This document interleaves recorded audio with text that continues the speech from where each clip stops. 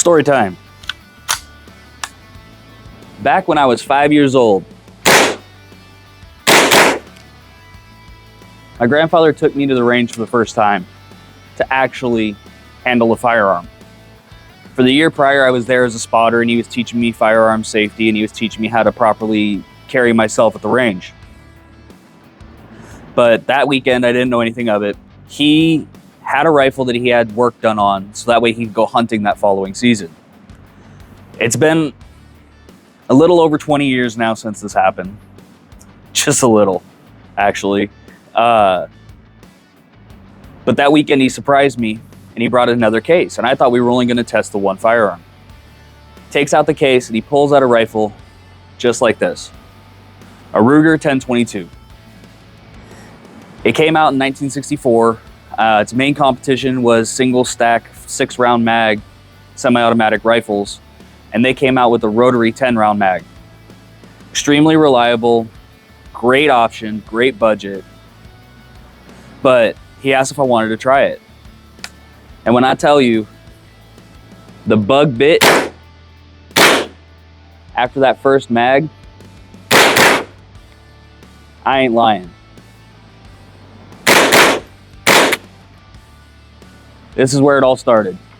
The Ruger 1022. The years following, he and I slowly upgraded, modified it, and just had fun with it.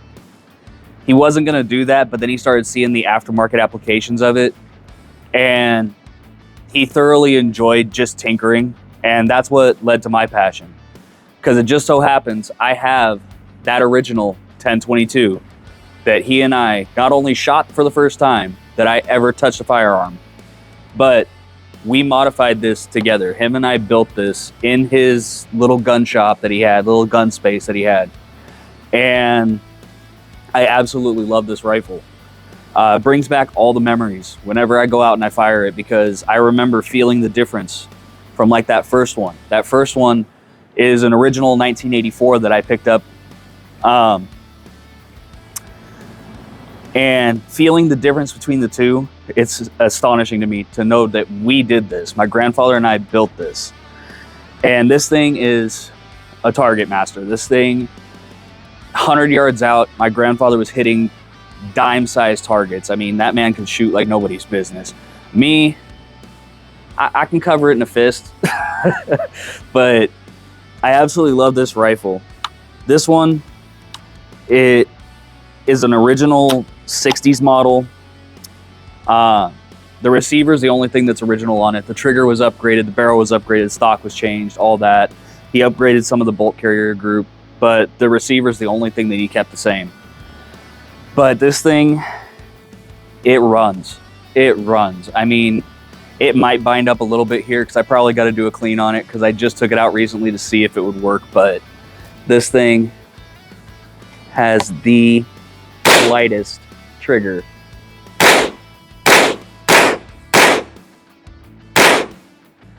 And if you have it set on a bench rest, you can nail the same hole with this thing every time. You can put rounds down in the same spot every time. You can change these things up. You can modify them. Honestly, other than the AR-15, it's probably one of the most heavily modified firearms out there. You can go from keeping it factory, you can go mild build, target build, like this one. And this thing is just an absolute pleasure to take to the range. Or you can get a little bit crazy with it. Let me show you.